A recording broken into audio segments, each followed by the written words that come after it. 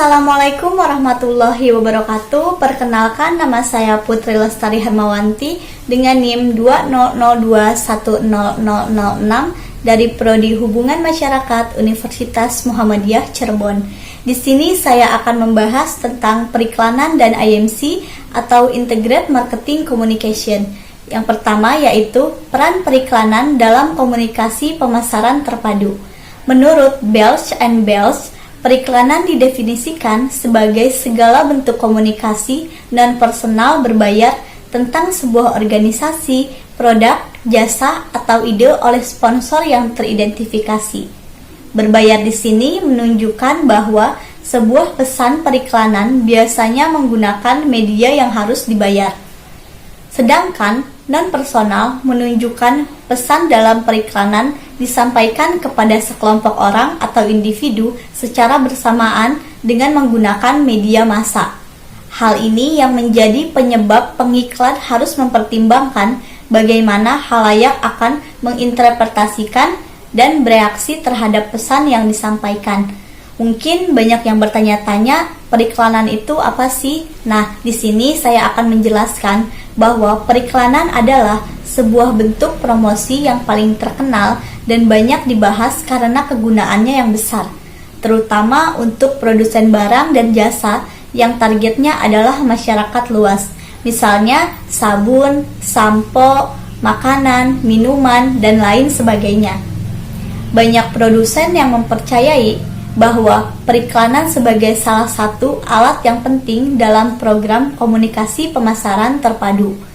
Di sini terdapat beberapa alasan mengapa sih produsen tetap menggunakan periklanan sebagai bagian penting dari program komunikasi pemasaran terpadu. Nah, di sini saya akan memberitahu apa sih alasan-alasan tersebut. Yang pertama yaitu periklanan masih dianggap sebagai media paling efektif dan efisien dalam menjangkau khalayak luas. Produsen dapat membangun atau mempertahankan brand sekaligus menarik khalayak luas.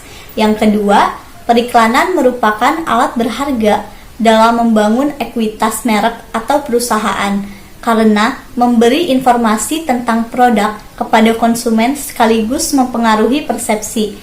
Hal ini terutama diperlukan oleh produsen yang menjual produk atau jasa yang susah dibedakan dengan merek lain karena memiliki fungsi yang sama. Dan yang ketiga yaitu periklanan dapat digunakan perusahaan dalam persaingan bisnis dan pemasaran untuk meraih target konsumen yang potensial dan loyal. Di sini ada jenis-jenis periklanan. Terdapat jenis-jenis periklanan yang dapat digunakan untuk meraih masyarakat umum sebagai konsumen, yaitu yang pertama, national advertising. Periklanan ini dilakukan oleh perusahaan besar yang produksinya menguasai hampir seluruh pasar di sebuah negara. Iklan-iklan yang dilihat di televisi saat ini adalah contoh dari national advertising. Tujuannya tuh apa sih? Nah, tujuannya itu adalah untuk menginformasikan atau mengingatkan konsumen akan sebuah produk. Misalnya iklan deterjen dari Unilever atau Wings Group. Dan yang kedua yaitu retail local advertising. Periklanan ini dilakukan oleh perusahaan retail atau pedagang lokal agar konsumen tahu keberadaan produk mereka yang hanya disebarkan di wilayah tertentu. Misalnya daerah di mana produk itu diproduksi. Tujuannya agar mendorong konsumen untuk datang ke toko tertentu atau menggunakan jasa yang ditawarkan, misalnya iklan surat kabar lokal. Yang ketiga ada primary versus selective demand advertising, yaitu periklanan ini dibentuk untuk merangsang munculnya permintaan yang spesifik terdapat sebuah barang produksi sebuah perusahaan. Biasanya dilakukan untuk sebuah produk baru agar dapat diterima di pasaran. Jenis-jenis biro iklan dan jasa. Yang pertama ada local agency atau biro iklan lokal. Biro iklan yang terdiri dari suatu negara yang didirikan oleh tenaga kerja asal negara tersebut. Lingkup kerja mereka termasuk melakukan evaluasi pemasaran dan saluran distribusi produk.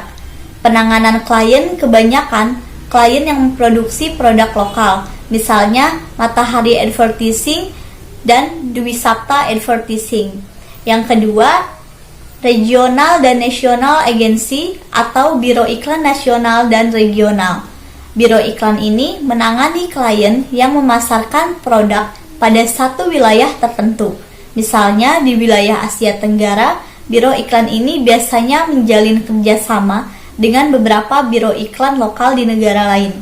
Misalnya Hakuhodo di wilayah Asia dan sekitarnya. Dan yang ketiga yaitu International Agency atau biro iklan internasional. Biro iklan ini memiliki kantor cabang dan afiliasi di berbagai kota di seluruh dunia. Afiliasi ini bertujuan membantu klien mereka memasarkan produknya secara internasional. Biasanya klien yang ditangani itu yaitu sama. Misalnya Ogilvy dan Mather yang menangani iklan Coca-Cola di seluruh dunia.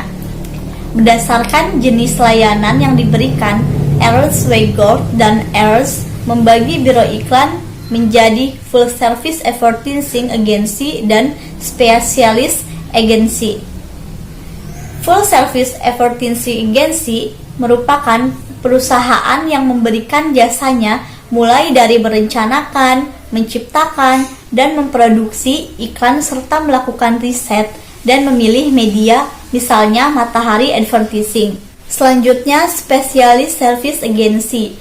Pada tahun 1990, bermunculan perusahaan periklanan kecil yang mengkhususkan diri pada layanan tertentu, seperti Creative Boutique, Media Buying Service, Client Service Department, Media Department, dan juga Creative Department atau bagian kreatif. Nah, saya di sini akan menjelaskan bagian-bagian yang telah tadi saya sebutkan. Yang pertama adalah Creative Boutique. Creative Boutique ini mengkhususkan diri pada perencanaan desain dan penulisan kreatif iklan. Mereka di sini memberikan pelayanan riset, perencanaan, atau strategi pemasaran, misalnya Leboy. Dan yang kedua yaitu tadi Media Buying Service.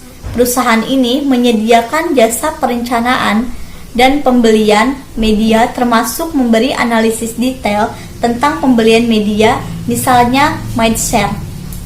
Dan Interactive Agency, perkembangan internet yang pesat serta tingginya minat masyarakat terhadap komunikasi pemasaran terpadu membuka peluang berdirinya perusahaan periklanan yang mengkhususkan diri pada pembuatan iklan atau situs internet.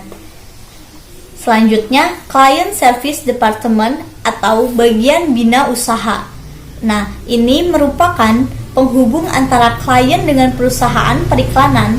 Mereka tidak hanya melakukan kontak setiap hari dengan klien, tapi menerjemahkan keinginan klien pada bagian lain yang berhubungan dalam bentuk kreatif dan media brief.